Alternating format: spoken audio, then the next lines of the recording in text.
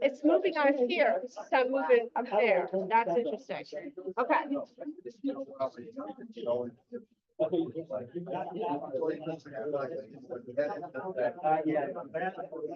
Yeah, try it. See what happens. Yeah.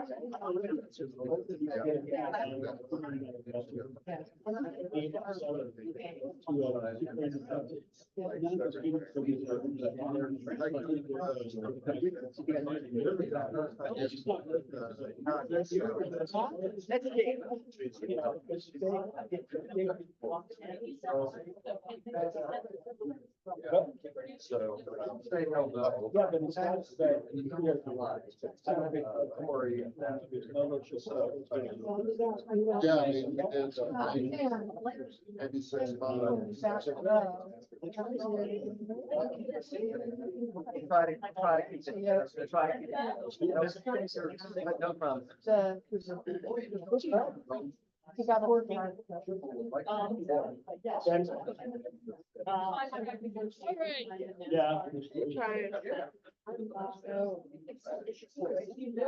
Try.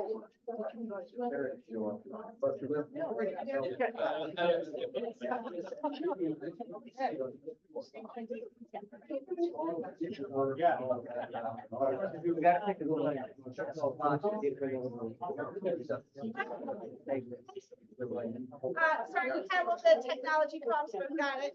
I'm Diane from the Park City Museum. If you are a member already, thank you so much for being a member. And if you would like to be a member, you can sign up online or ask me about it afterwards. Thank you.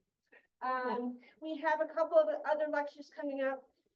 There is, today's June, so we have 2 in July, 1 in August, and then more coming. So if you have any questions, feel free to ask. All right, I'm going to turn it over to Sandy and Mark. All right. Mark, you want to introduce yourself first? Sure. Okay. So Sandy and I are going to talk about RC chambers and the Ontario mining.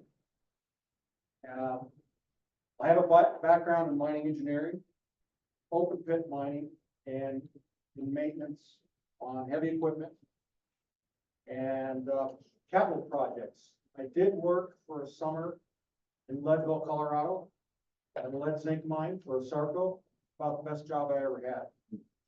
And I had hoped to have a career in underground mining, but when I graduated 30 plus years ago, there weren't any jobs like that. So I got sucked into open pit mining, and I spent about 10 years out at Kennecott. That was good too, but it is not underground mining. Go ahead, Sandy. So yeah, I guess my background in mining is just that I'm descended from a couple of miners. My grandfather was an iron miner, as were my uncles up in Minnesota. And when I came to Park City and I found out there were mines here, I said, well, maybe I should reconnect to my family history. And I found out actually Park City is a lot more interesting than my family history because it's full of people like this guy, R.C. Chambers. Right? So you notice I've got Robert Craig Chambers spelled out there. He's always referred to as R.C. Chambers. And it took me about 3 months to figure out what we are on the C straight there, but we got there. We're moving in the right direction. So when Mark and I first started talking about this, we thought we could just kind of do one presentation and cover everything about chambers. I even drew up an outline that showed how that was possible. But then we got into it, and the more we got into it, when finally Mark asked me a question, what happened during the panic of 1893? Once I started drilling into that, I was like, oh, it's not gonna fit in one presentation. So this is part one. What we're gonna do is cover Chambers, his history, and his history with the Ontario mine. And then hopefully Brian Buck will be helpful in coming back at a later date with a presentation on the Daly Fork in the history of Carson Chambers. So he worked very closely with John Daly and Marcus Daley on various other mining ventures. And so there's easily a separate presentation on that topic. So what I wanted to do next. Oh, there we go. So, I wanted to just kind of show a little bit about how big a miner Chambers was. This is an exhibit that Donovan put together. Thank you, Donovan. That shows the output of the biggest mining companies in Park City. He did some effort to kind of roll them together as they rolled up over time. But you do see Silver Cane coming out as the largest of the mines.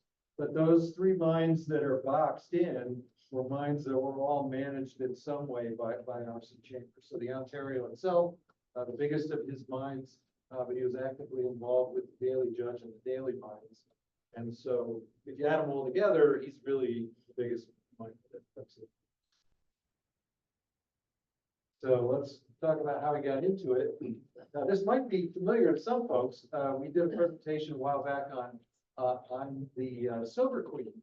And this is the graphic here shows actually where Chambers met a guy named Aschheim, who was a founder of a major department store here in Park City. And then he also interacted with the Bransford family. Susanna Bransford was the Silver Queen, but there were other famous Bransfords in Salt Lake City and in Park City. And that's where they met. So he actually went out to California pretty early on. It's at the age of 18. Joined up with the 49er Gold Rush, and spent quite a bit of time doing placer mining, right? That's where you go to a river and pan for it. There are industrial placer processes involving big fire hoses blowing the sides of hills down. But he did a little bit of that. He ultimately drifted into the mercantile business, which is how he got acquainted with the Ansheims and the Bransfords. And then ultimately, became restless. He did move on briefly to the state of Nevada, kind of poked around in the Comstock area, but really didn't establish anything there. And he ended up here in Utah in about 1870. And it was here in Utah that he actually met George Hearst. And I know there are multiple reports on how that meeting actually happened. A lot of people think it wasn't the Comstock one, but I did manage to find a newspaper interview where Chambers himself said, no, I met him in Salt Lake. And so they had several different developments here in Utah. One all the way down at the bottom end of the state, the Homestead mine. Another one called the Sparrowhawk. But it was really the Ontario mine that was clearly going to be the big money maker. And I measured that distance as a bike ride just because my notion is that it takes you 24 hours by bike. That's what, 3 days by horses. So they were not doing a lot of bouncing back and forth among these kind of mines. There were no railroads in that era, heading north-south like this. So he quickly concentrated on the activities at the Ontario, and things blossomed nicely. Now, success has many fathers. That's true here too. The discovery story is clouded by a couple of different storytellers. There's a guy named Herman Button, who I believe was the actual discoverer of the Ontario mine. He had a partner named Rector Steen, and they argued for years and years. I have these newspaper records from the 30s and the 40s. They're still kind of carrying on this argument about who really found the ore. Well, I lend the most credence to Button for a couple of reasons. One is he's got the best detail on how the discovery happened. He was walking down a hill, he struck a rock bounced off, and he walked past it, he walked away, then came back to it And he had to figure out where was that rock that he knocked off, because he could see in his mind's eye that it was in fact, mineral. And so he's got the better story. Rector Steen basically tries to write him out of the story. The story continues. There's even some investigation that was done this is now in the 35. The United Park Mines, they dug out the paperwork on the original claim, and then also on the sale to Hearst. And it's there. It's pretty clear. Steve has a minority interest in this mine claim, where Button has the majority interest. And of course, Marcus Daley, he's also claiming to have some role in the discovery as well, mostly in terms of getting Hearst to focus on the opportunity. But I think Hearst and Chambers already had active business interests that they shared together in those other mining operations. So, by the time Chambers came around, took a good close look at the Ontario, he had Hearst's trust over it. And so it blossomed, it boomed quickly, right? They came in 1875 and started working with the projects, and they're shipping ore by 1878. They've got hundreds of men working at the mine, and in the true sign of success, by 1879, there's a shooting dispute over one of the claims, and a guy named James Moray shoots Jacob Smith at a bar in Park City over a dispute on the Henrietta claim. More violence related to that. There's another fellow named Shaughnessy, who is a U.S. Marshal at that time. He's got a dispute with Chambers over that same claim. He comes and he actually threatens Chambers with a pistol. And things are resolved when Chambers presses charges. Ultimately, everybody just wants to think this over, so they quickly resolve matters, although Shaughnessy does have to take the train to San Francisco and kiss the George Hearst ring in order to remind them closely. They did in fact bring him in as a partner. So another thing that Chambers encountered as he got here was the need for coal. Now there was coal being dug in Coalville, so he bought a mine over there to supply himself with coal. The Union Pacific Railroad was passing close to Coalville, but they didn't have a spur line into Park City. So he kind of took matters into his own hands, working with the Mormons to create the Utah Eastern Railroad. It was between Park City and Coalville, and ran on to deliver coal elsewhere in the Mormon community. It is actually the railroad, by the way, for fans of Blackjack Murphy. It is the railroad that was taken to pull Murphy out of the Coalville jail for back in This particular railroad lasted only 3 years. The heavy hand of the Union Pacific monopoly came in and managed to take the railroad over. But I do know that the Chambers partners, Tevis and Haggin, did have a hand in finally closing out the deal. So I think.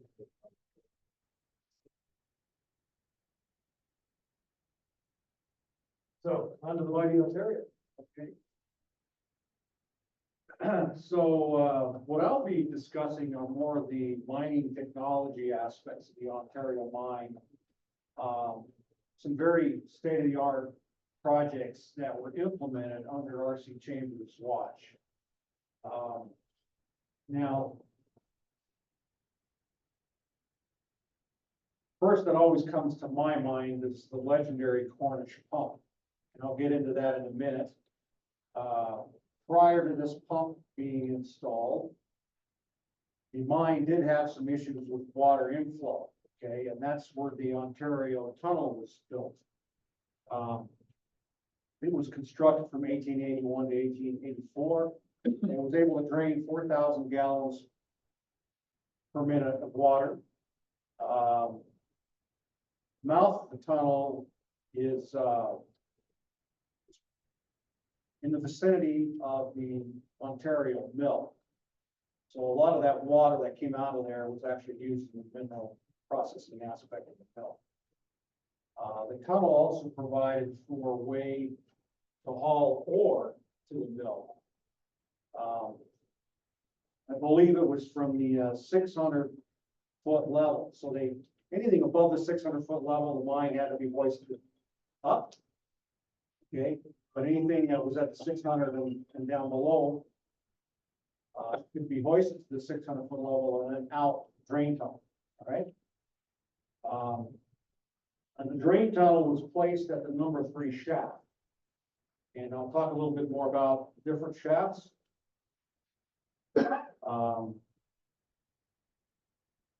Just looking here, it's about 6,400 feet long. So that's a pretty extensive project from 1881. Okay.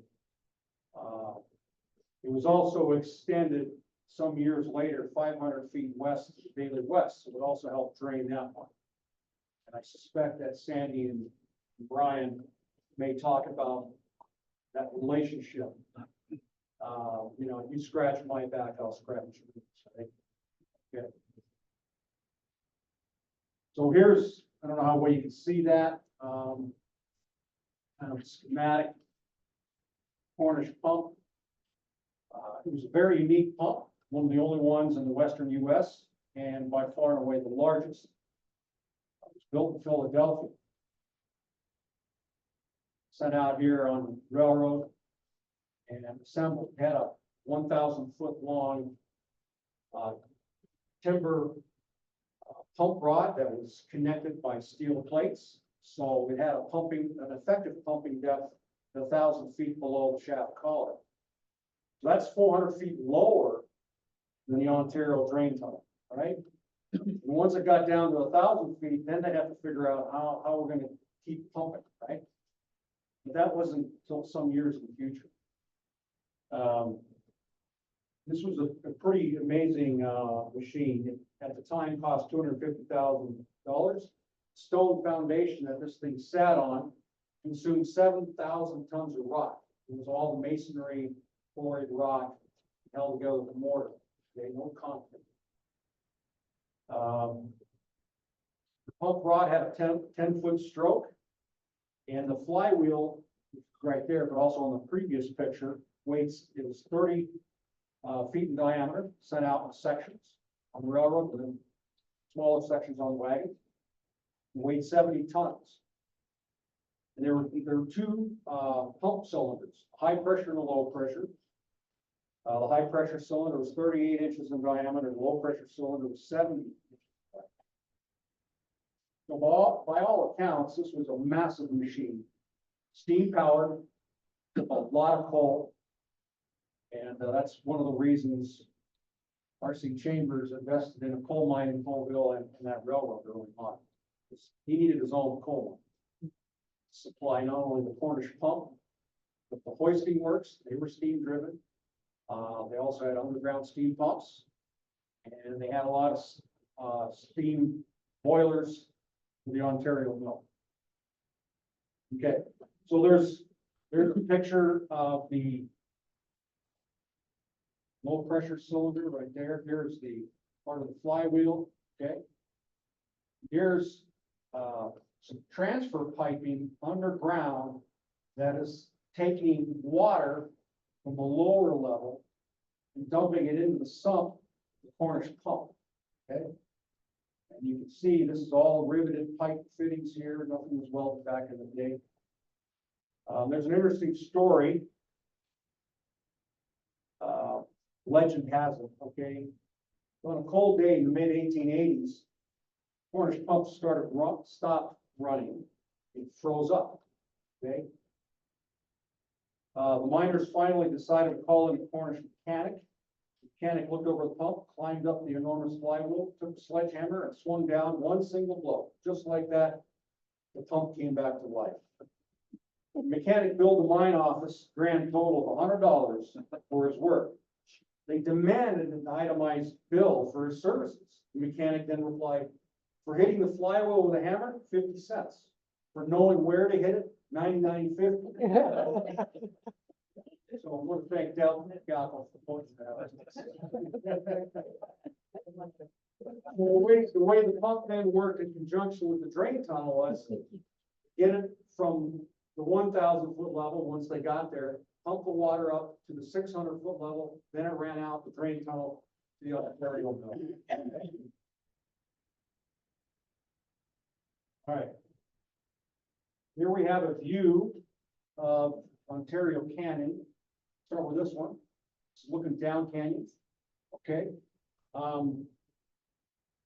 Over here is the Ontario shaft number 1 and 2. And number 3 is over here. This is where most of the mining activity was going to be coming from. And here we're looking south towards Deer Valley, just in reverse, up canyon. So here's the number 1 shaft, number 2 shaft, here's the number 3. And this is where the present head frame now stands, right there. So I was always wondering, well, it's always confusing. Why is there Ontario number 1, number 2, number 3? What's the deal with that? Well, number 1 was sunk because that's where the ore was found by what was it? Henry Butte. Budden, yes. And Rectorstein.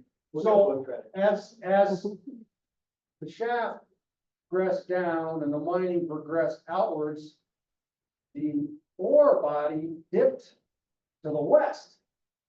All right.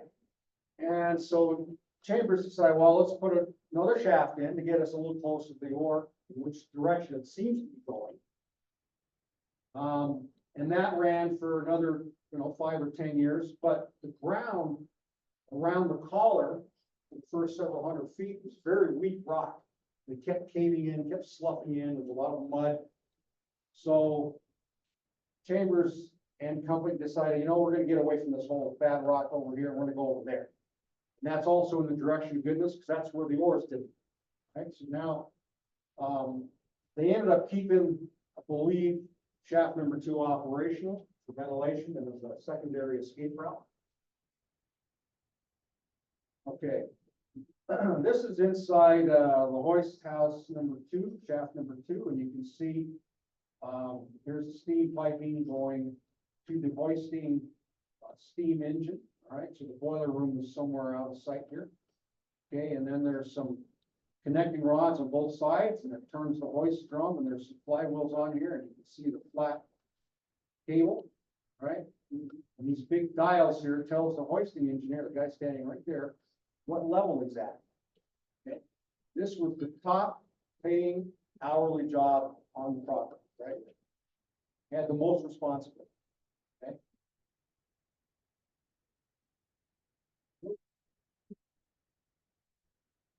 All right. Now, Mr. Chambers was an interesting fellow. He got out and about quite a bit. And this is him standing right there. I don't know which shaft this is. I'm going to assume it's number 3. Okay. Excuse me, he's right there. He's in the cage. All right. And there's probably 4 or 5 cages connected together. And each cage could hold about 6 miners. All right. When they went to work in the morning, they filled all these cages up. So the hoisting engineer had to lower them one at a time. 6 more guys would get on and go down, load the next cage, right? And during the day then, miners would push an ore cart onto the cage, and then that would be hoisted up, okay, for dumping. Could be ore earlier in the days, or then would have been going out of the Ontario Drain Tunnel number 1, or waste rock. Waste rock would have come out. This is Chambers underground. I think this was at the 1,500-foot level. So at that time, this is shortly before he passed away, so late 1890s. This is at the bottom of the mine, 1,500 feet down. Okay, you can see here the ore cars are lined up, and they're going to start pushing them on the cages right here, and then it's going to go up. All right, this is the cage shop at the Ontario mine, and you can see all the machines, lathes, shapers, and drill presses, mills are all powered by belts, canvas belts or leather belts off line shafts. Shafts run through the ceiling of the building. And that is all driven by a steam engine somewhere, okay? Here is a pneumatic drill, otherwise known as a widowmaker.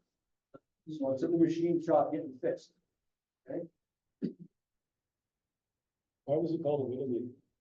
Because, up until about 1900, 1910, there was no water going through the drill steel to suppress dust.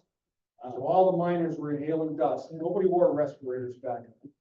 They got silicosis, silica in their lungs. And that led to early death, but you probably spend some time in the Park City Hospital first, convalescent before you die.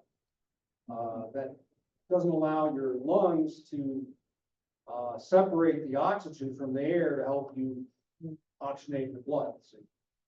All right, now this is a drawing from a mining journal in 1971 when Anaconda Company and Asarco partnered up to restart the Ontario. I think it might have been late 60s. I'm only going to use this for illustrative purposes, okay?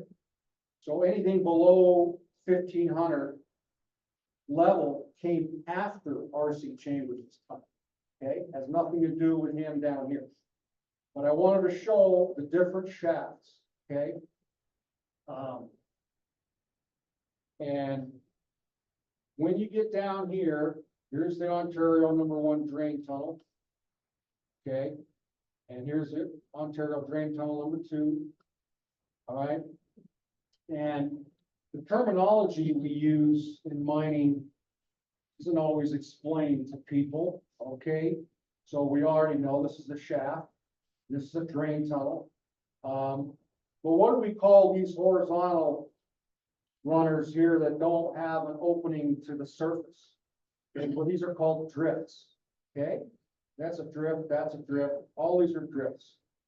And technically, when you enter a mine horizontally through a tunnel, like the spiral tunnel, that's really not a tunnel. Okay, a tunnel has openings on both ends, like when you drive a car through a highway tunnel. These are also called drifts, okay? But civilians kind of pollute mining engineer talk and they keep calling things a tunnel. Like, no, it's not a tunnel. But we just let it go, right? Now, when you have an internal shaft, like this one here, and it actually does not have a hoisting system. These are called winzes, okay? W-I-N-C-E-S. If the winze was bored from the bottom up, it's called a raise. Sense? If it's bored from the top down, it's called a sump. Okay? So you have drifts, shafts, winzes, raises, sumps. All right. This is all getting really exciting. Hey, you guys can talk like miners when you get out of here. Is there gonna be a test? And were the winches used to move from one drift to the other? They were. A lot of them just had ladders in them, so a guy could climb up them. Some of them would have these cable-towed carts. They'd be on the incline. There's a great picture of one of those in the Anchor mine. With a steam hoist or later pneumatic and then electrical after that. So this is an underground pump rig. Okay, and so that picture earlier that showed the water piping, the water pouring out of this would have come from below the 1,000 foot level. Okay, and pumped water to the 600 foot level so it could come out of the drain tunnel. Okay, and please note, all of this is steam piping. Okay, and think about that. They didn't have a furnace and a boiler underground. That was at the surface and they piped steam underground. Okay, I mean, just think of the undertaking, right? Look how big these pistons are. And this was installed both of these systems by 1895. Okay? Again, huge capital projects under R.C. Chambers' tenure. Okay? This is hauling ore from the Ontario number 3 ore bins down Ontario Canyon. This would have been before the drain tunnel. Okay? Once the drain tunnel was there, again, the ore went out the tunnel. Where in relation to what's there now were the, ore bins? At the, where the highway is at the bottom of the waste dump. Okay, Yeah. thank you. So here's the mill, and that was built, I believe, in 1877. Yep. Okay. And at the time, it was state of the art. Okay. As mentioned, it's actually where the drain tunnel, Ontario drain tunnel number 1, that eventually came out, which is right over this way here. You can still see the foundations up there today. Okay, now think about all the boilers this bad boy had. Here's a stack, here's a stack. These are masonry brick smokestacks. Okay. This mill was built for $325,000 back then. It cost more than a Cornish pump, obviously. And as all mills of that era, well into the 1950s, required gravity to make things work. Okay, ore was dumped in on the top end. Okay, that's called the ore floor, and it had blade crushers to process oversized rock. And the next floor down would have the drying floor to remove water. Okay, and then below that was the stamp mill floor, or the battery floor. Okay, in this case, there were 40 stamps in this mill. The fine crushing and pans at the base of the stamps, where the material would be forwarded more downhill, okay, to amalgamating pans, which is a mercury treatment process, okay? And then down here, getting close to the bottom, was the main floor, where there was a retort furnace to separate the algam, or the precious metals from the mercury, okay? And then the mercury was cooled, condensate form, and fed back into the system, okay? And the main floor also contained generally most of the boilers and the engine room, okay? And through either brickwork or cast iron piping, the exhaust gases from the boilers, from the furnaces, would be piped uphill. And these brick stacks usually would be positioned at the top of the structure, okay? Because it's pretty nasty fumes. You want gravity, air to pull that up and out of the way, okay? So was the mercury used to pick up the silver, and when it was cooled, it used it? Yeah, it would be an amalgam. Right. So silver has an affinity for attracting the mercury. Okay, and it pull that from the waste materials, right, undesirable stuff. Now you got this mercury silver thing, and you can't make silver bars out of that. So you got to separate the mercury from the silver. And That that's, happens by gluing it? yes, yep. Where was the Ontario mill in today's prison?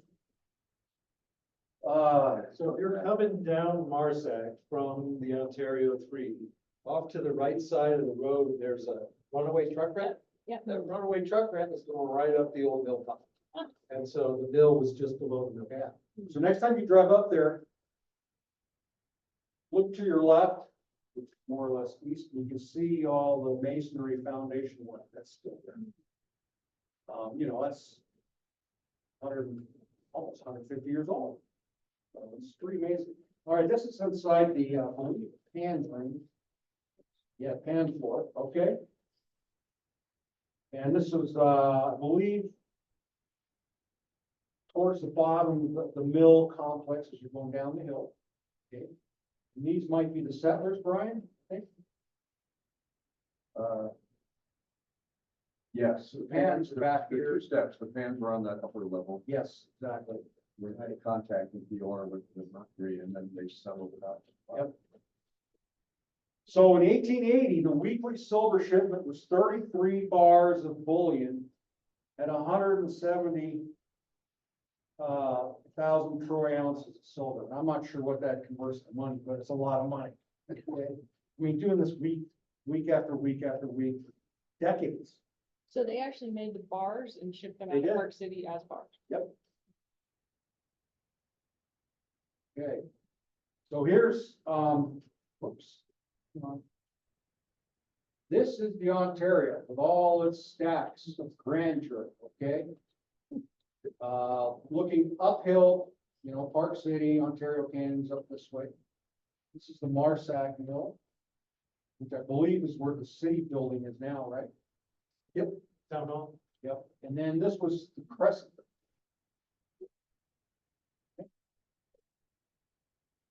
All right. Water, water, water, more water. So, you know, once they get deeper and deeper, Cornish pump isn't gonna handle it no more.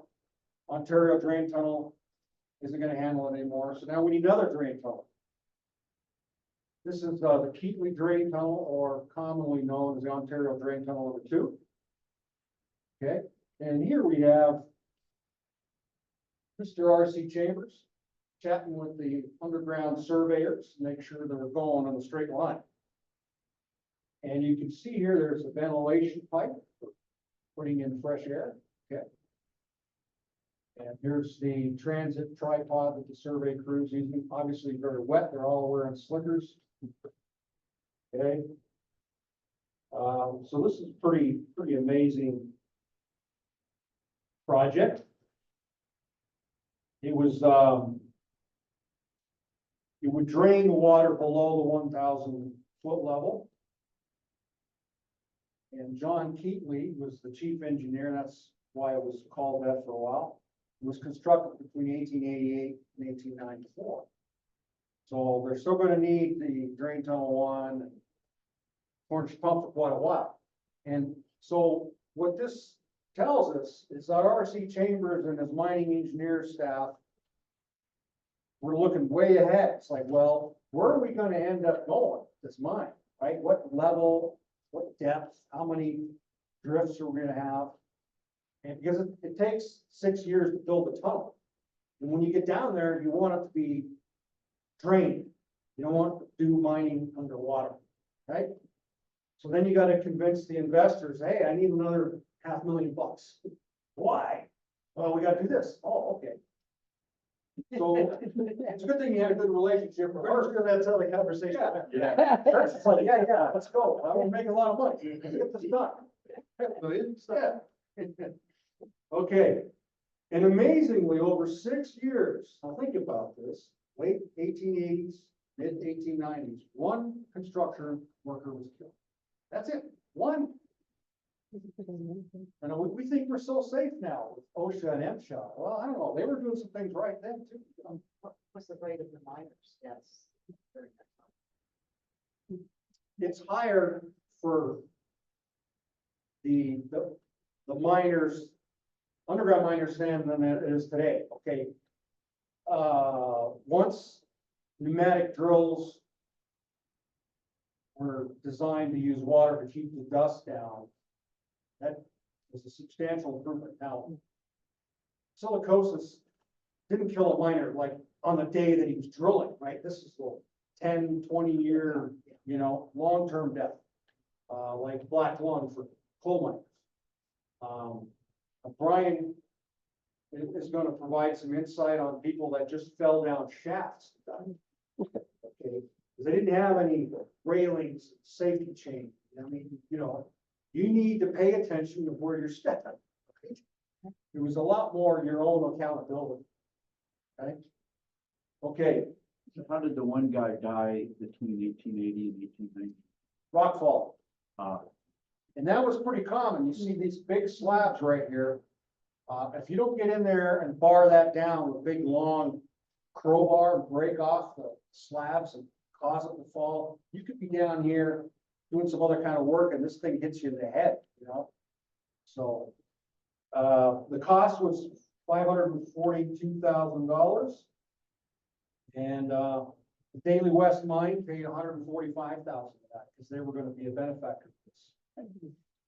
It's about 15,500 feet in length, a little bit longer than Spiro Tunnel. The tunnel started at 1,500 foot level of the number 2 shaft, drained between 6,000 and 9,000 gallons per minute. That's a lot of water. Portal was east of Highway 40 under Jordan L. Reservoir. The Cornish pump was retired in 1894 and scrapped in 1905. All right, so just a quick overview here. Summary of why the Ontario for decades was the contender in the Park City district. Okay. It was a complex ore body because of unstable ground, because of a lot of water entry. Okay. And as we talked about, 3 different shafts required over the 25-year period to get to more ore, keep things going. Okay. When you have extensive underground mining operation like that, you also need a lot of ventilation, right?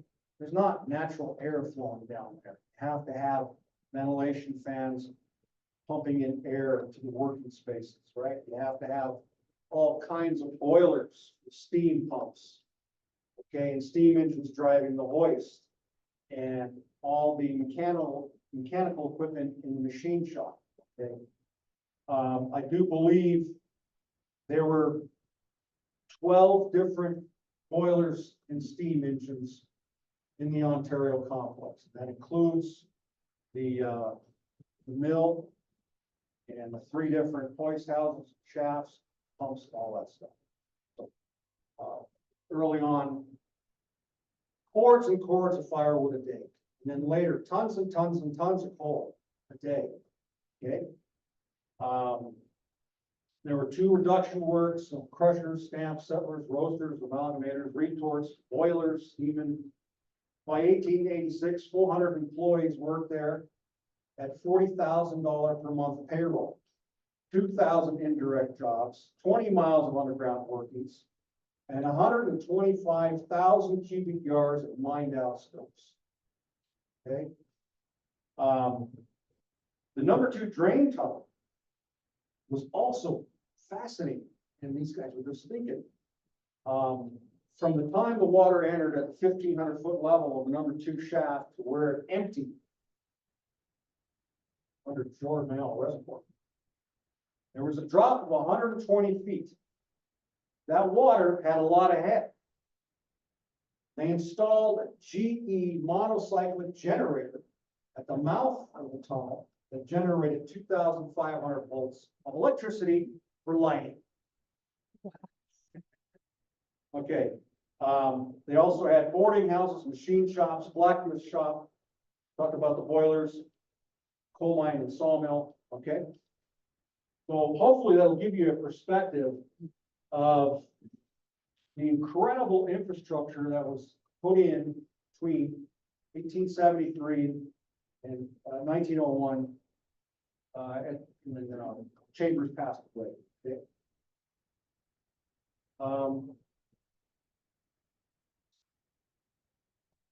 So by the 1880s, he had done very well for himself, but also his investors, George Hearst, and for the community. For much of that time in the 1880s, we talked about what they got there. Right. Anyway, we might cover that in a minute. Mr. and Mrs. Chambers lived in the Continental Hotel in Salt Lake City. During that time, they held court to many visitors that went to see the Ontario mine. And apparently they had a private apartment at the mine as well for entertaining investors, speculators, and newspaper people and so on. The couple also had a country home in Orange Grove in Palomero, California. During this time, Chambers also pursued business interests with Hearst, Haggin, Marcus Daley in Butte, Montana. That's going to be covered in another story. Here's Chambers Mansion in San Francisco. Okay, and it's amazing this is still standing and didn't get knocked out and burned in 1906 with the earthquake. There's a lot of other tycoon mansions didn't survive that. So as the money rolled in from the mighty Ontario, Mr. and Mrs. Chambers felt it was only appropriate to live in San Francisco with the other wealthy movers and shakers. It was a Queen Anne Victorian mansion. It was completed in 1887. It was designated a San Francisco landmark in 1980. For a long time, in the 70s and 80s, into the 90s, it was a bed and breakfast. It is now 2 separate residences. You can't stay there anymore unless you know the people that own it. And it's supposedly haunted. You can go online, you know, all the truth is online. And there's all kinds of interesting stories and synopsis of why it's haunted and all this kind of stuff. Haunted by whom? It, some family member who was supposedly murdered, but there's no actual evidence of this, like this person didn't really exist. All right. Sandy, you're All up. right, back to me. So, so there's a big drama that actually happens right in the middle when they're building the tunnel, which is Panic of 1893. And so, a little background on that. The thing that really affected the mines was not the panic itself. The panic was driven by collapse of the railroad companies. And we got some headlines over on the right here, end of 1891, I'm sorry, backing up, we're looking first at silver prices dropping in the early 1890s from $1.16 a pound to 69 cents an ounce. The drain tunnel is only about a third complete, right? So he's counting on this heavy cash flow to fund the growth of the tunnel. And then in 1891, his mentor, George Hearst, dies. And Chambers' reaction is actually to begin following in his footsteps. So you may know Hearst was a U.S. Senator. He owned the San Francisco Examiner.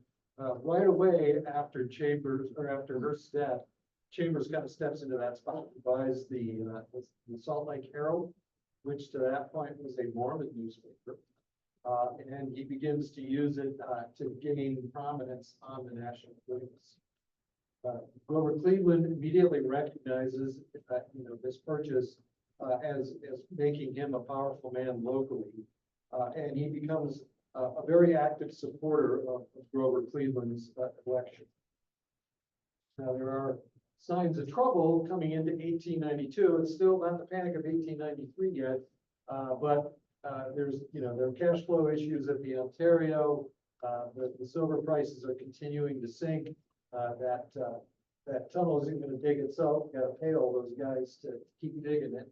And so at that point, the East Tunnel, as it was known, caused a dividend suspension with the Ontario. So this was the first dividend suspension in the operation of the mine to that point. So 15 years is a pretty dramatic event to suspend those dividends. Another thing that's happening in 1893 is the Chicago World's Fair. So the miners and the state of Utah are all preparing for their presentations at that fair. So there's still a lot of optimism around the mining business, but then the panic strikes. And what happens?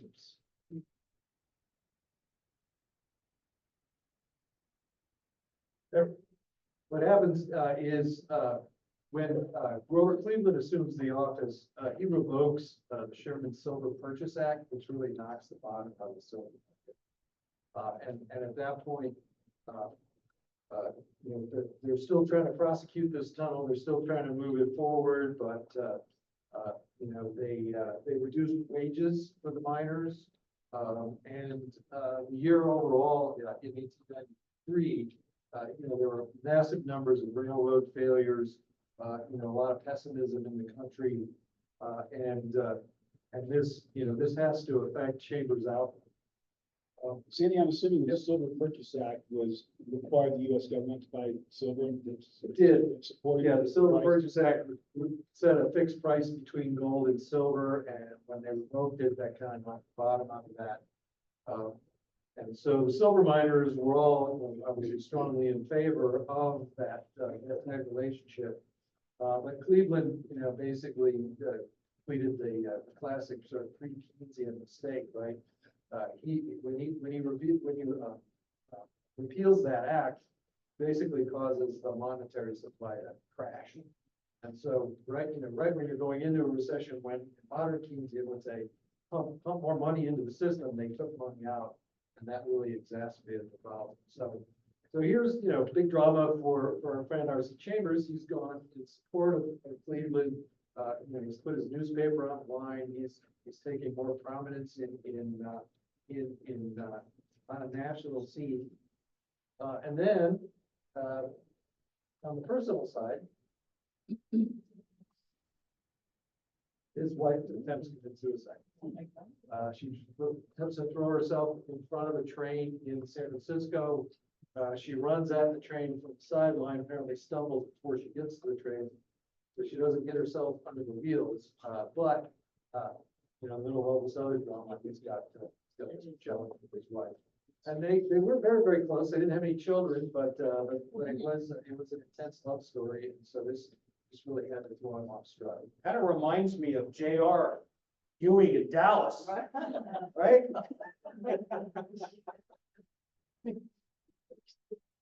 Further to the Panic of 1893.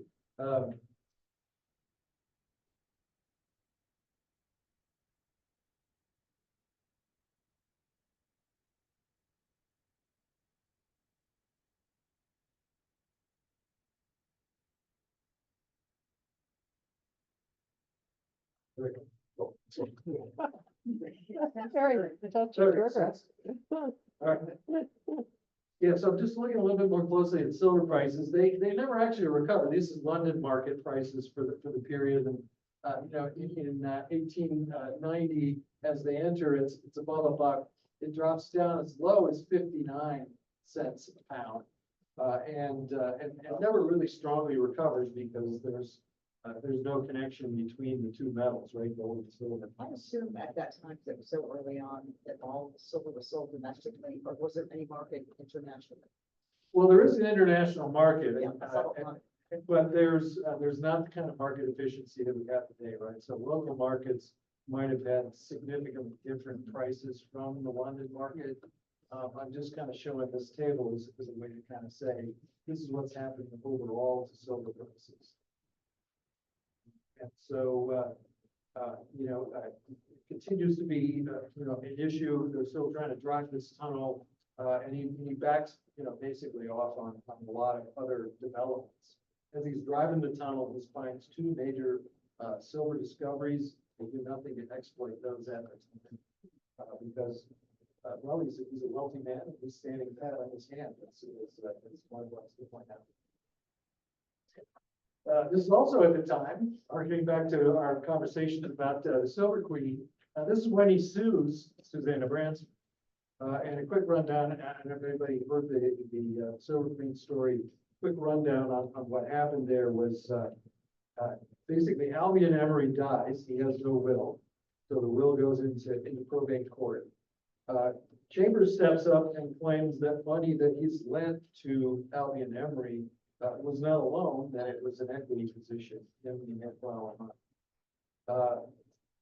Fortunately, Susie Bransford had a really sharp lawyer who was well schooled in activities in Park City, and he recalled that Chambers had actually testified under oath that he did not have an equity position with them.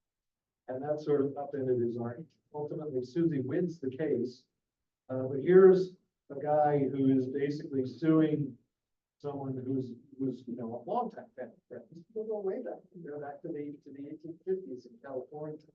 And so, is this a sign of desperation for how things are going with him financially at the time?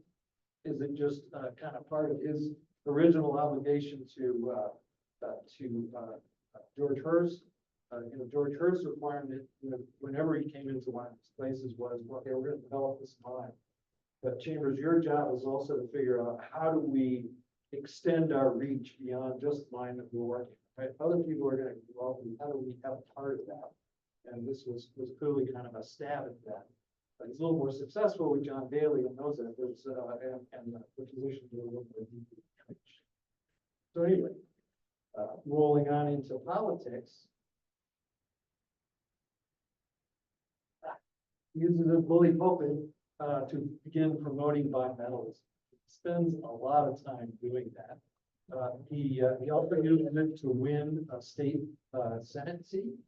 He actually runs against Tom Kearns, beats Tom Kearns for the seat, and goes into a couple of terms in the Utah Senate, and in particular, heavily promoting bimetallism, heavily trying to play on that national stage. By this time, he owns the Herald, so if the Herald rents a special car to go to Chicago to go to the convention, that's him using that asset as a way to become a lot more national. And what's a silver shout? A silver shouter. So yeah, those would be people shouting for the bimetal. Okay, so meanwhile, back in Ontario, they're still having to drive this tunnel. The silver prices are falling, and he begins to reduce wages even further. He's not paying dividends.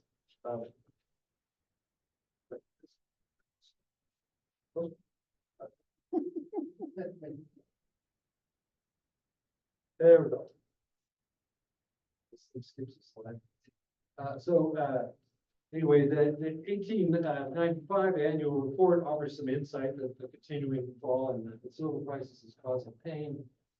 There's lots of water being delivered from the tunnel to this point.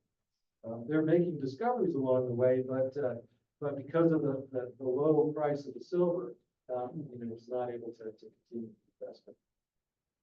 And then the worst year of Chambers' life happens in 1887. His wife dies.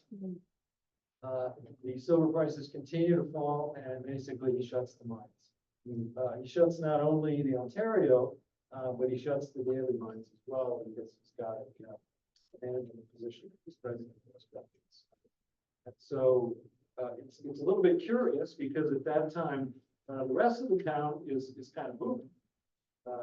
This is the point at which the Silver King is really starting to take off. And so, in 1897, we've got like a table here showing how much the Silver King is shipping versus how much the Ontario is shipping. You're not seeing anything coming out of the Ontario, because all he's doing is processing his old mine tables. He's not processing any more ore. He's not employing those 400 workers. He's really backed way off. And so, what's going on in his head at that point? He's actively trying to drive the silver price, and he's kind of standing pat. He says, if the silver price is not above 60 cents an ounce, I'm not going to mine it. The one thing I want to add to that too is, even if the unit costs of the Ontario were 50 cents a ton, and all you could get, would you say 50 cents an ounce? Let's say the unit cost was 50 cents an ounce, and you still be profitable. But the other thing that executive boards and senior leadership and investors look at is, well, we know what the grade of that ore is that's in the ground. And before the prices dropped, we were getting, $1 billion a year. And we're not going to sell it for 500 million, right? We're just going to wait for the money to come up and maximize, and then start mining. So I had worked for a lot of mining companies where we were still profitable. We're still making money. It's just not the kind of money we want to make, not what the publicly traded company, the shareholders. So, Just ask Oprah. yeah, that's right. I mean, the leadership team in any company is gonna be held accountable by the investors, shareholders. And, if they're pretty active, they're gonna tell you to shut down. So we don't know if Hearst had a little chat with Chambers and said, hey, stop it. So, but don't, interesting developments, yeah. Right, Sandy, my understanding is the opportunity was created by the U.S. military. Andrew Johnson set out in about 1865, 67. You know if there's any connection between members of the military and anything? Yeah, there's a big story about Colonel Patrick Connor, who was the guy that came and kept an eye on the ordnance for actually Lincoln. And it was his 49ers that made some of the very earliest discoveries. So anyway, here we are, we're in 1897 or 1897, and just when you think things couldn't get any worse, big fire happens. There's a hotel in town called the American Hotel. The kitchen worker early in the morning wants to get the fire going again, pours some coal gas on the coals that are in the furnace, and it starts the hotel on fire. And it's burning up here kind of at the south end of the town. The shot is probably taken from the Ontario Mill, I'm guessing. This is where Marsac comes up today, and that's kind of downtown, starting right about where the top of Main Pub is. Here's.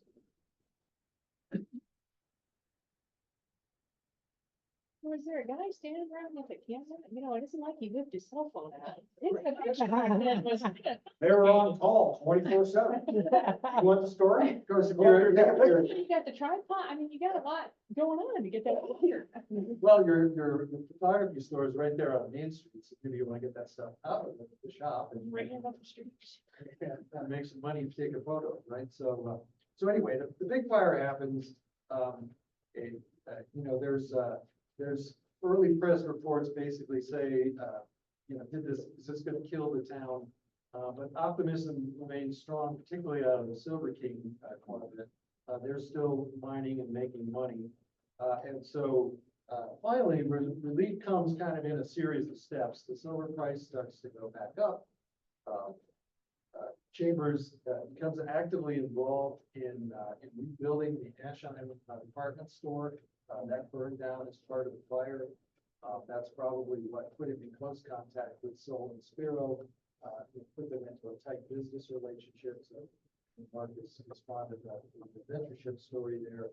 But in a series of steps, the silver prices come back. They open the mines, and investments continue to be made. There's a lawsuit that happens right at this time. It's a Crown Point claim that brings suit against the Ontario. But it's quickly resolved. The Ontario is found guilty. They have to make a payment. So once more, the dividends aren't paid. And then finally, another investment that I like to mention is that it's at this point in about 1901, just before Chambers passes, that they draw the Highline connection, connect the Union Pacific Railway to the mouth of the Great Tunnel #1. That's there. And the Highline train comes right in to the station there, and that makes it a lot more efficient to get ore out of town. Down to the soldiers. And you can see most of this. This portal is still there today, as are the train tracks coming out. This siding right here is also still.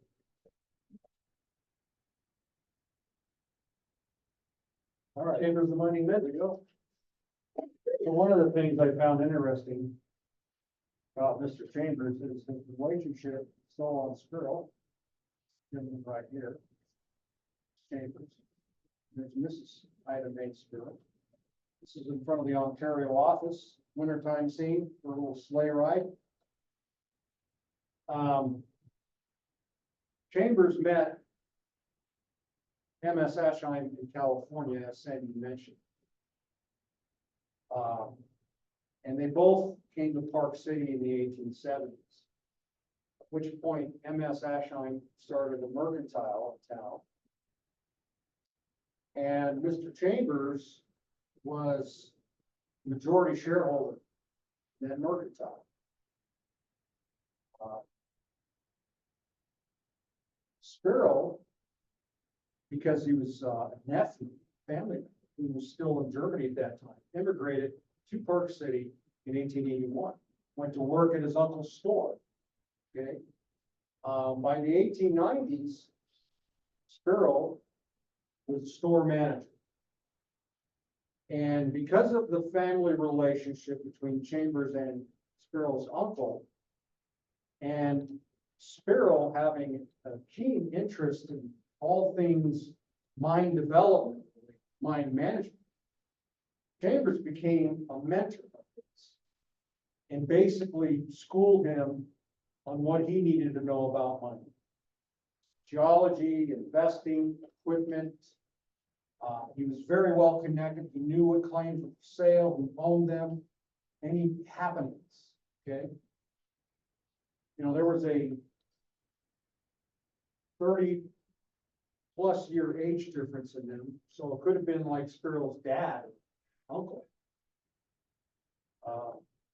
So, as Sandy also mentioned, after the store burnt down in 1898, Chambers helped rebuild that. And in the early 1900s, Spiro felt confident enough in his mining understanding. He had acquired quite a few mining shares, and he decides, I'm not working in the store no more. I'm going to be a mining guy too. Okay, and buys up a variety of claims, 1908, and he creates the Silver King Consolidated. Okay, so pretty interesting relationship there. All right. All things must pass. Yes, so I think the previous picture in the sleigh was taken around 1900. So the following year, Mr. Chambers dies, complications related to appendicitis. He was 69 years old, so not that old. Maybe he was at that time. Yeah. He leaves no will. And since he and Eudora did not have children, his estate went to his brother and sisters. And we think it was valued around $1 million. I did read somewhere else it's 1.5 million. Not bad. Not bad. Huge number. It wasn't up with Hearst or Marcus Daley, okay, or John Mackey from the Comstock, but it was pretty good.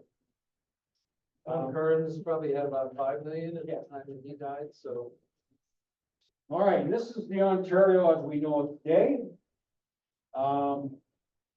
It operated pretty consistently from 1893 to the early 1900s. And then I was not able to find a lot of information. What happened between like 1920s and the 1960s? I don't know.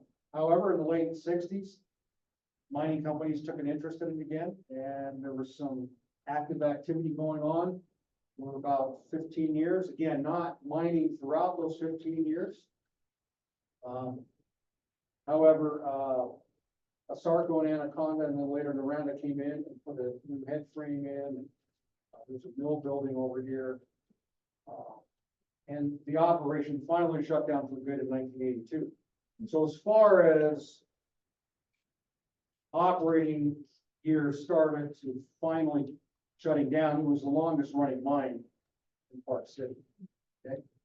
And this, some of you may recognize, was in the mid-1990s when it became the Park City Adventure Mine. So hopefully all of you had an opportunity to go through that. It's really cool. I wish it was still going today. I'd go. Oh, this thing's jumpy. Yeah. Whew. All right. So just some closing thoughts. Around the time of his obituary, we had a few magazines mention some words of praise regarding Mr. Chambers. The property came to all miners, old and young, as a school where mining is most thorough methods might be mastered. His management gave satisfaction to stockholders and workmen alike. The mine flourished and he became a millionaire. So pretty complimentary. When Sandy and I were reading various newspaper articles and summaries and so forth, I guess my big takeaway with Mr. Chambers was he was a mine developer and a mine manager. I think he had a really innate ability to surround himself with very experienced mining people, both investing, engineering, construction, design, you name it. He did not have a mining background like some other mining magnates did, like John Mackey, John Daly, Marcus Daley. They all started as underground miners, worked their way up. Okay? So he was a pretty sharp guy. He was a bold and innovative problem solver, and Hearst knew he had the right guy running his operation. For more than 25 years, the Ontario mine was the best managed and profitable mine in Utah. And this is particularly notable with the significant groundwater and ground instability issues that the mine continuously faced. By 1901, the Ontario produced a total value of $35 million in 1901 dollars. Okay, that's 12 billion today. Chambers and the Ontario significantly influenced the development and prosperity of Park City in its early decades. As we'll talk another time, the relationship with John Daly, okay, Solon Sparrow, and others. Right, all right, and this wouldn't be a museum event unless we banged our tin cup about trying to save the rest of the mines. We've made some excellent progress. There was a $200,000 contribution from the RAP tax that was given to the Friends. And then another recent social event, there was music for the mines. I believe we collected 58,000, is that correct? 43,000. So we've got some money to keep Brian busy for the summer. It's doing what he can to spend that money, but we still need more because once we shore up the roofs, we've got more work to do inside. So, that's right. That's our. I just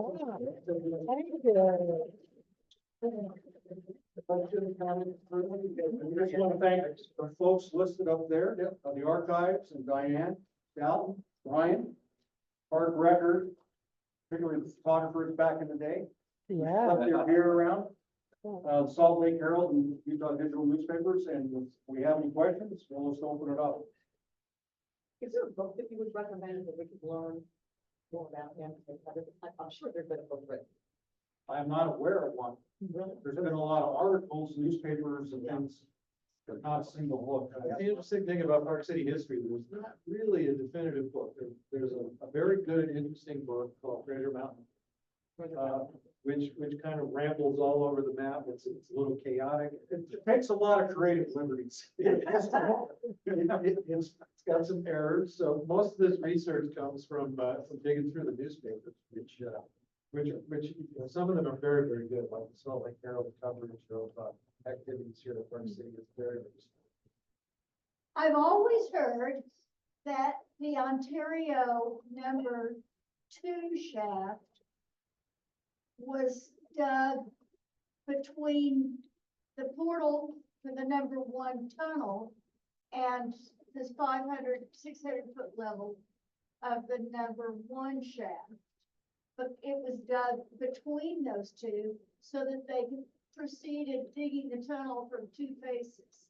Is that wrong? Because that's not what you indicated in your. No, what you're describing, Sally, I think is the number 4 shaft, Oh, which is an underground shaft that never went to the surface. And I don't know if it's on that diagram or not, but Yeah, the number 4 shaft is it would take transport ore and people and supplies between underground levels. I see. Yeah, Okay. Mark, there was a shaft, an intermediate shaft, that was sunk along the alignment of the number one tunnel, That's what I'm talking about. between the portal of the tunnel and the number two shaft, the number three shaft, just so that they could increase the rate of mining the tunnel. Once that, Because they could have double headings. correct, once the tunnel, What was- drain tunnel was completed, they abandoned that shaft. So I don't think it ever really had it. Intermediate tunnel was used for a year or two, and then it was no longer used. It was never used for mining, it was used for constructing the tunnel. Yeah. And that might have been the number 4. But I think, yeah, I've seen it on some other diagram, but it's not on this one for some reason. I'm not sure whether I got that out of Treasure Mountain Column So or here's Botwell. the number 5, number 6, okay? 1, 2, 3, but 4 is missing from here. Yeah, it might be that intermediate, Yeah. intermediate shaft. But I know what you're describing, Sandy, or Sally, that, but it did not go to the surface. It, it was underground only. Okay, Because, you see, it's, I don't believe you, but okay. why waste your time hauling waste rock all the way out another 600 feet high when you can just set it down the drain tunnel? Right, It's a hell of a lot easier, lower energy, right? that's right. So, but they would have had to, haul it up. Yeah. Out. Yeah. Your slide about early railroad connections to Park City, and so gave us that alignment, we now call the rail. That's Union Pacific. Hey, Mark, I wanted to, just say that photograph that you had of the town with the smokestacks coming up from the Marsac and the Ontario Mill, and all the smoke coming up out of those smokestacks. Those tall brick smokestacks were not boiler smokestacks. Oh, Those were the roasting furnace smokestacks. Oh, Because at both of those mills, they took the ore after it was primary crushed, and they roasted it. They mixed the ore with salt that they got from the Great Salt Lake. And they roasted it in these furnaces to convert the sulfide minerals to chlorates. They oxidized the ore. yeah. So that it was more amenable to the amalgamation process that was later on in the mill process. Okay. And so those tall smokestacks were intended to get that smoke That nasty sulfur. way up, because that was nasty smoke. It So had, somewhere there must have been some riveted steel pipe for the boiler. yes, there were a round metal, boiler smokestacks. Yeah, And they're they a lot more obvious on the Silver King, with steel pipes. Yeah. But I couldn't find them in that photograph of the Ontario. But those tall brick stacks, Okay. the smoke coming out of the top of those stacks was loaded with sulfuric acid, Ours, arsenic, Yeah. lead, all kinds of metals was going up in that smoke.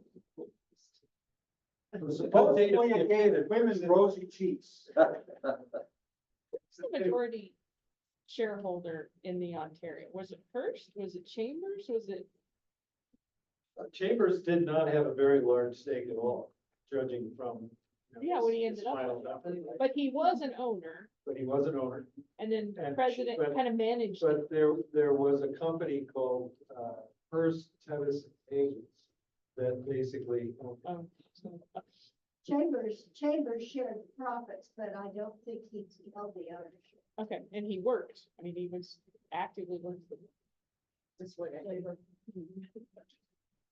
anyway, we've gone well past the 6 o'clock hour. I know some people want to leave, so, thank you. Thanks, everybody. for coming. Thank you. All right, let's talk. Yeah, real good. And August Got two is Daly. technicals. A little bit, yeah. That's okay. I mean, we'll have interest in that stuff. That's why they play.